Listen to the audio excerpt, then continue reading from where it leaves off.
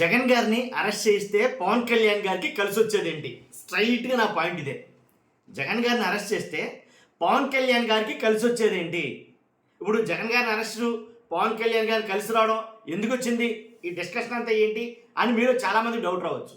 వాస్తవంగా అయితే కనుక రాష్ట్రంలో సంచలనంగా మారినటువంటి పవన్ కళ్యాణ్ గారి వ్యాఖ్యల గురించి మనం మాట్లాడబోతున్నాం నిజంగా. కాబట్టి పవన్ కళ్యాణ్ గారు ఎందుకని జగన్ గారిని అరెస్ట్ చేయమని అమిత్ షా గారి దగ్గర అడిగారు. ఎందుకని జగన్ గారిని అరెస్ట్ చేయించాలనుకుంటున్నారు?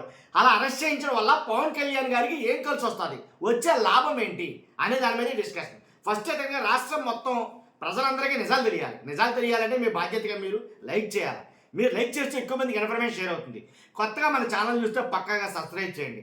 మీ అమూల్యమైన అభిప్రాయాన్ని కామెంట్ రూపంలో తెలియజేయండి. అమిత్ షా గారి దగ్గర పవన్ కళ్యాణ్ గారు వెళ్ళి జగన్ గారిని అరెస్ట్ చేయండి అని అడిగితే అమిత్ షా గారు దానికి మాట్లాడినటువంటి మాటలేంటి? అది కరెక్ట్ పద్ధతి కాదు, జగన్ గారిని అరెస్ట్ చేస్తే మీకే ఇబ్బంది అని అమిత్ షా గారు రివర్స్లో పవన్ కళ్యాణ్ గారు క్లాస్ స్పీకర్. ఇదే కదా ఇప్పుడు మొత్తం రాష్ట్రం మొత్తం మాట్లాడుకున్న మాటలు ఇవే కదా. చంద్రబాబు నాయుడు గారు అడగాల్సింది మీరు అడుగుతున్నారేంటి? కాబట్టి జగన్ గారిని అరెస్ట్ చేయడం అంటే మామూలు విషయం కాదు.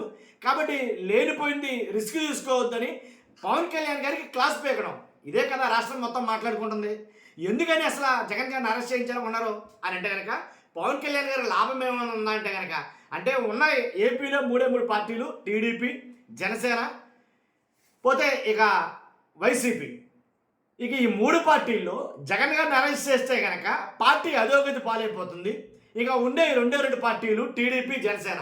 అప్పుడు మనకి ఏకఛత్రాధిపత్యంగా పాలించడానికి మనకు అవకాశం వస్తుంది అని పవన్ కళ్యాణ్ గారు భావించారంటారా? అంటే నాకు తెలియకూడదు, అప్పుడైనా పవన్ కళ్యాణ్ గారిని ముఖ్యమంత్రి కానిస్తారంటారా చంద్రబాబు నాయుడు గారు? ముఖ్యమంత్రి అవ్వాలనే ఉద్దేశంతో ఎలాగో చంద్రబాబు నాయుడు గారు ఉన్నారు కాబట్టి, ఆయన ఉండగా నేను ముఖ్యమంత్రి కాలేను కాబట్టి ఆయన్ని తప్పించలేను కాబట్టి నేను ముఖ్యమంత్రి అవ్వాలంటే కనుక జగన్ గారు ఉండకూడదు. అది పవన్ గారి ప్లానా? ఆ ప్లాన్ కాస్త బెడిచికొట్టిందా అమిత్ షా గారి దగ్గర? ఎందుకంటే కనుక రాష్ట్రం మొత్తం మాట్లాడుకున్నారు దీని గురించి. ఈ విషయం ఎలా బయటికి పొక్కిందంటే నేను ఆల్రెడీ ఇంతకుముందు ఒక వీడియో చేశాను.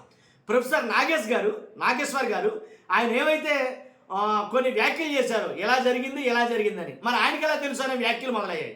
ఆయనకి ఎలా తెలుసు అంటే ఏదైతే core committee, Janasena party core committee మీటింగ్లో నాదెండ్ల మనోహర్ గారు ఈ వ్యాఖ్యలు చేశారు, దీని గురించి మాట్లాడారు. ఆ కోర్ కమిటీలో ఉన్న సభ్యులు ఒకళ్ళిద్దరు నాగేశ్వర్ గారికి చెప్పారు, దాని ద్వారా ఇది బయటకు వచ్చింది అని మాట్లాడటం అయితే జరిగింది. ఇంత పెద్ద మాటలు జగన్ గారి అరెస్ట్కి సంబంధించిన మాటలు బయటికి రావడంతో ఒక్కసారి గుప్పు ఉంది రాష్ట్రం మొత్తం కూడా దీని గురించే మాట్లాడుకున్నారు. కాబట్టి జగన్ గారిని అరెస్ట్ చేయాలంటే ఆషామాషి విషయం కాదు. కాబట్టి వాస్తవంగా రాజకీయ పండితులందరూ మాట్లాడే మాట ఏంటంటే, రాజకీయ విశ్లేషకులందరూ మాట్లాడే మాట ఏంటంటే, జగన్ గారి అరెస్ట్ అంటే బీజేపీ ససేమిరా ఒప్పుకోదు, దాంట్లో ఎలాంటి డౌట్ లేదు. లేకపోతే చాలా ముప్పు తెప్పలు పెట్టిన ఈ పార్టీకే జగన్మోహన్ రెడ్డిని. కాబట్టి ఆయన టచ్ చేయకూడదు, ఆయన ముట్టుకోకూడదు అనే ఒక విధానంతో బీజేపీ ఉంది అని అయితే మాట్లాడతారు. కాబట్టి వాస్తవాలు ఆలోచించుకుంటే అది నిజమేనేమని అనిపిస్తుంది. ఎందుకంటే కనుక మోడీ గారు కావచ్చు, అమిత్ షా గారు కావచ్చు, ఏనాడు కూడా నెగిటివ్గా ఎప్పుడు జగన్ గారి గురించి మాట్లాడిన విధానమే లేదు. అంటే జగన్ గారి పట్ల వాళ్ళకు ఒక సానుకూల దృక్పథం అంటూ ఉంది బీజేపీ ఖచ్చితంగా. కాబట్టి అందువల్ల పవన్ కళ్యాణ్ గారికి అమిత్ షా గారు హెచ్చరించడం కూడా కారణం అదే ఉండొచ్చు. లేకపోతే పవన్ కళ్యాణ్ గారు అడిగితే ఓకే అలాగే అరెస్ట్ చేయించాలో చూడండి, దానికి తగ్గ ఏర్పాట్లు చేయండి అనేది మాట్లాడొచ్చు కదా. కాదు, అలా కాదు, అది కరెక్ట్ కాదు, అది విధానం కాదు అనేది మాట్లాడారంటే రాష్ట్రంలో ఆంధ్రప్రదేశ్లో ఏంటి ఎవరైతే టీడీపీ కావచ్చు, జనసేన కావచ్చు, వీళ్ళందరికన్నా ఎక్కువగా జగన్ గారే బీజేపీకి ఒక నా టైంలో బీజేపీకి కీ రోల్ పోషించింది వైఎస్ఆర్సీపీ. చాలామంది తెలిసి విషయం. కాబట్టి ఇప్పుడైతే కనుక జగన్ గారి విషయంలో అయితే కనుక అరెస్టు కుదరదు అని అంటుందో ఆ వార్త బయటకు రావడంతో రాష్ట్రం మొత్తం కూడా గుప్పమని వార్త గురించి మాట్లాడుకుంటున్నారు. అవునంట, అలా జరిగిందంట, ఇలాగంట అని. కాబట్టి ఖచ్చితంగా నన్ను అడిగితే కనుక ఒకవేళ ఒక పదం అయితే కనుక అక్కడ వాడారంట ఏంటంటే చంద్రబాబు నాయుడు గారి గురించి ఇన్స్టెంట్ ఫ్రెండ్ అని.